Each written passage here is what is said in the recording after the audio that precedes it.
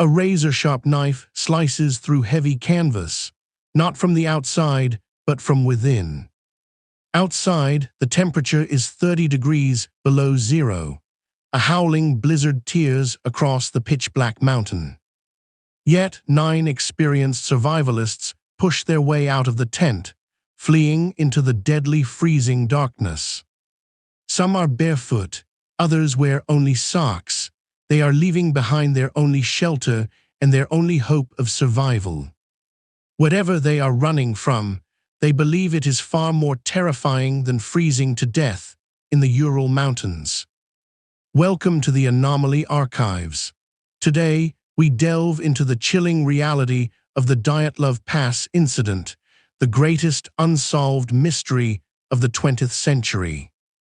Our story begins in late January of 1959, deep within the heart of the Soviet Union. A group of 10 students and graduates from the Ural Polytechnical Institute prepared for a grueling expedition. Their destination was Anomaly, a mountain in the northern Urals. In the local Mansi language, Anomaly translates ominously to "don't go there." Leading the group was Igor Dyatlov, a 23-year-old engineering student. He was highly experienced, known for his meticulous planning and calm demeanor. This was a grade III expedition, the most difficult category. Only the toughest, most seasoned hikers could attempt it. They were young, athletic, and fiercely determined. They carried heavy equipment, skis, and enough rations to survive weeks in the wilderness. On January 27th, they set out from a small logging settlement, leaving civilization behind. One member, Yuri Yudin, fell ill and was forced to turn back. That illness saved his life. He would be the only survivor of the original expedition. The remaining 9 pushed forward into the vast, unforgiving wilderness of the northern Urals. For the first few days, everything went exactly according to plan. We know this because they kept detailed diaries and took numerous photographs. Their journals described difficult terrain and biting cold, but the mood was high. They sang songs, joked, and took pictures of each other smiling. But by January 31st, the weather began to deteriorate rapidly. The temperature plummeted, and blinding snowstorms descended upon them. They reached the edge of a highland area and prepared to climb. They built a cache of food and extra gear in the wooded valley to lighten their load. On February 1st, they began their ascent toward the pass, but worsening weather and decreasing visibility forced them slightly off course. Instead of crossing the pass, they found themselves on the eastern slope of Kalat Siakal. In the Mansi language, this name is chilling. It means dead mountain. Realizing their mistake, Dyatlov made a controversial decision. Instead of retreating 15 kilometers downhill to the safety of the forest, he ordered the group to pitch their tent right there, on the exposed slope of Dead Mountain. Perhaps he wanted to practice camping on an incline, or perhaps he simply didn't want to lose the altitude they had fought so hard to gain. It was a fatal miscalculation. That night, something happened, something so terrifying it defies explanation. Before leaving, Dyatlov had agreed to send a telegram to their sports club as soon as they returned to a town called Vizhay. He estimated this would happen by February 12th, but he had warned that it might be a few days later. The 12th came and went. No telegram arrived. At first, no one panicked. Delays on such brutal expeditions were common.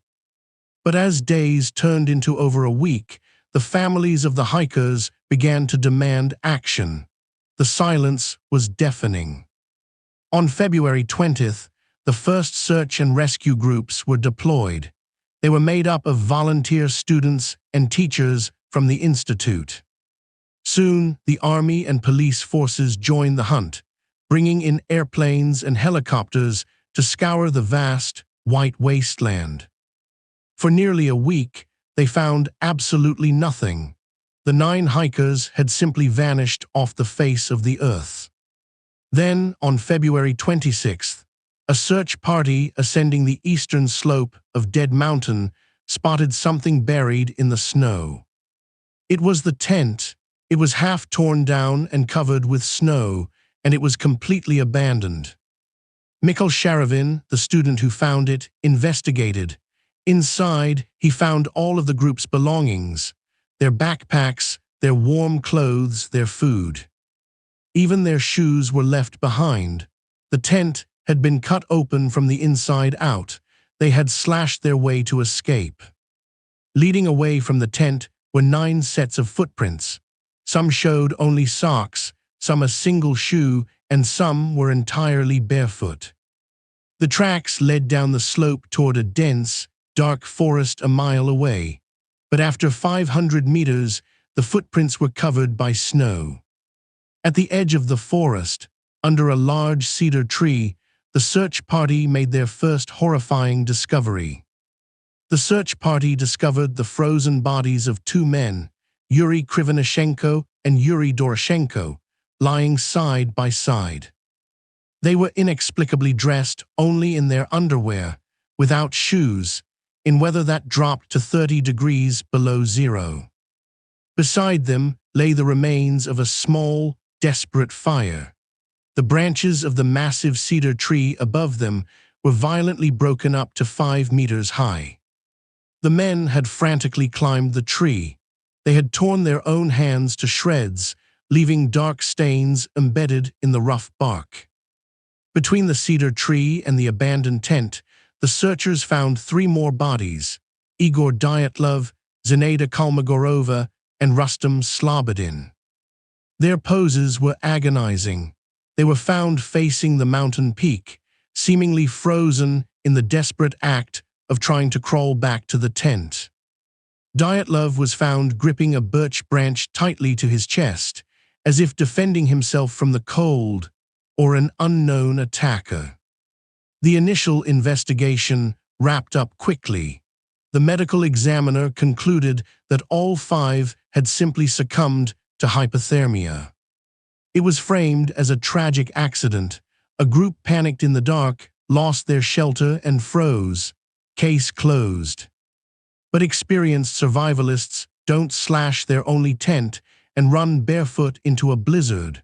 The families demanded answers. 2 agonizing months passed. The brutal Ural winter finally began to thaw, slowly giving up the mountain's secrets. In May 1959, searchers probed a deep ravine located 75 meters further into the woods from the cedar tree. Buried beneath 4 meters of dense, heavy snow, the remaining 4 hikers were finally discovered. Their condition immediately shattered the hypothermia theory and plunged the investigation into pure horror. Unlike the first 5, these hikers were well dressed, but they were wearing clothes forcibly taken from their dead friends. The autopsies revealed catastrophic, impossible injuries. Thibaut Brignoles had suffered a massive, fatal fracture to his skull. Both Lyudmila Dubinina and Semyon Zolotaryov had severe, crushing chest fractures, with multiple shattered ribs.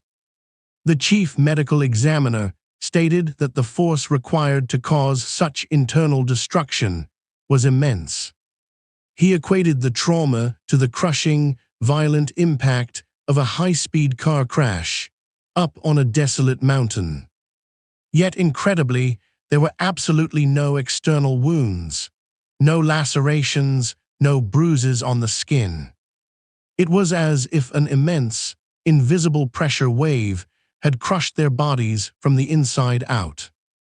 But the most disturbing discovery was yet to come. The details of Lyudmila Dubinina's autopsy read like a nightmare. She was found entirely missing her eyes. Her facial tissue had degraded in bizarre, selective patches. and her tongue had been violently removed, completely excised from its root. Zolotaryov, found nearby in the ravine, was also discovered with empty eye sockets. Soviet authorities tried to dismiss this as natural decomposition, claiming scavengers or running water from the ravine were responsible. But no signs of animal tracks were ever found near the bodies, and the mutilations were hyperlocalized, defying natural decay.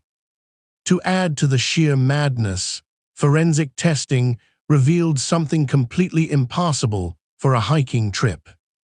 The clothing of the victims, particularly garments worn by Kolevatov and Zolotaryov, were highly radioactive. They were emitting significant levels of beta radiation. Why would students on a remote mountain be contaminated?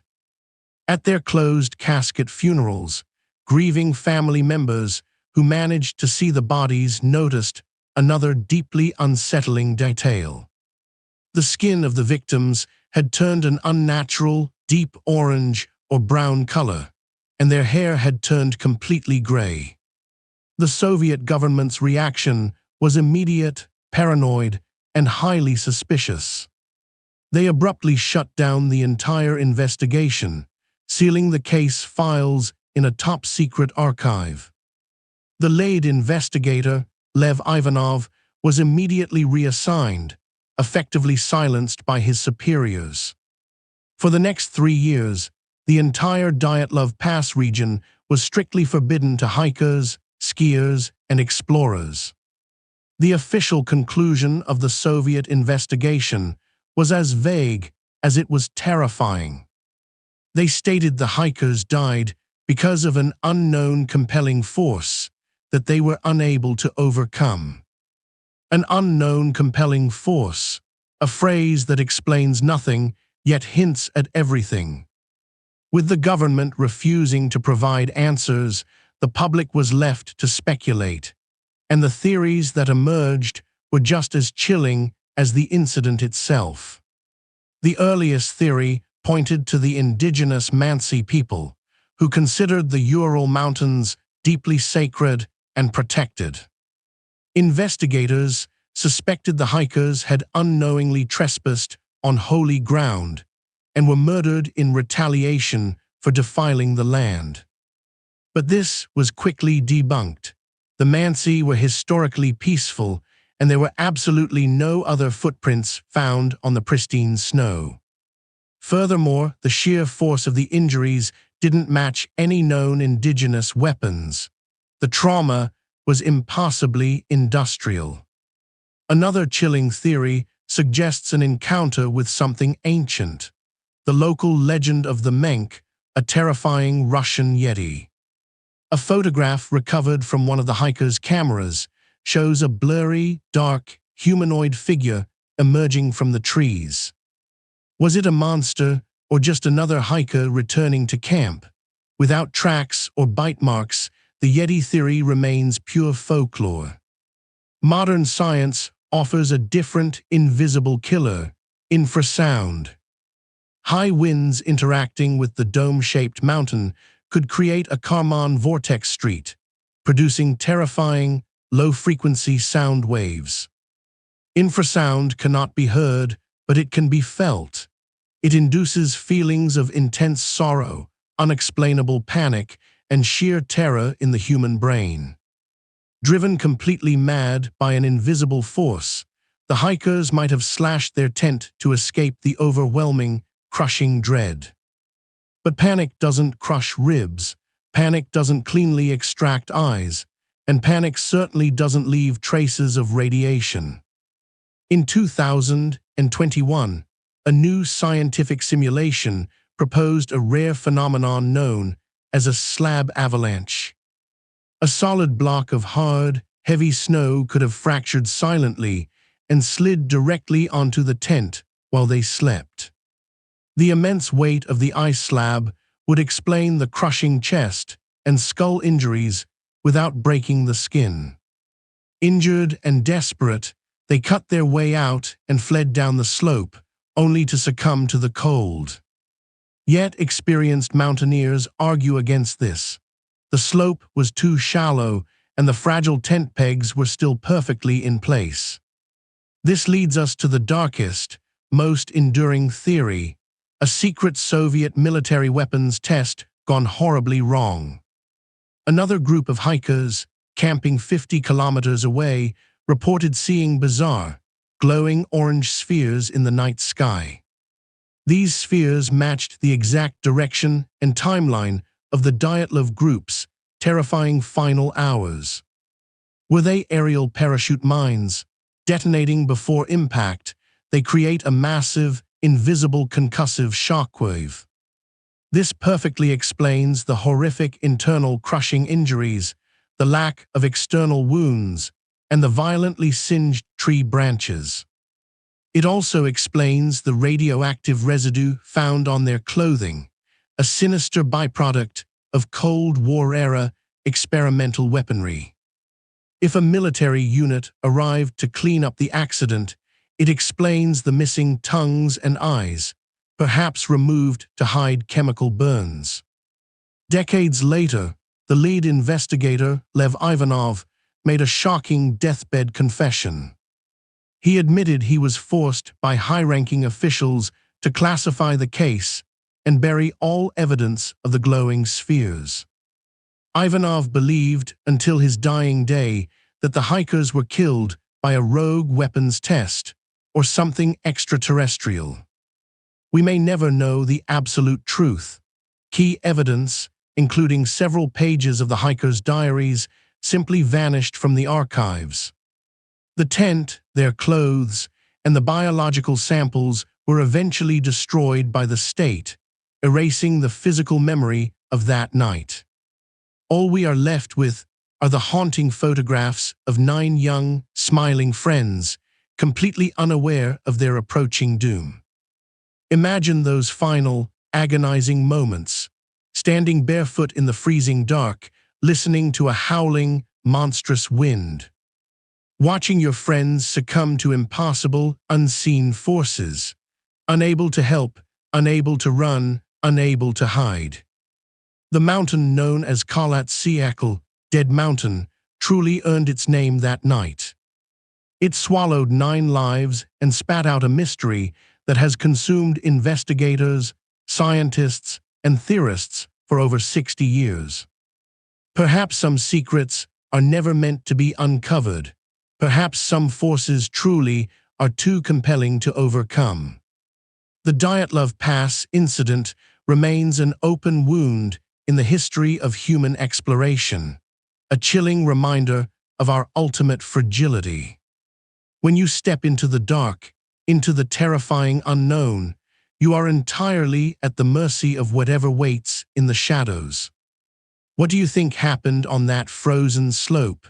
Was it the brutal force of nature, a military cover-up, or something entirely beyond our understanding? Let us know your theories in the comments below. If you want to uncover more classified mysteries, subscribe and join us in the dark. Until next time, keep questioning the darkness. This has been the Anomaly Archives.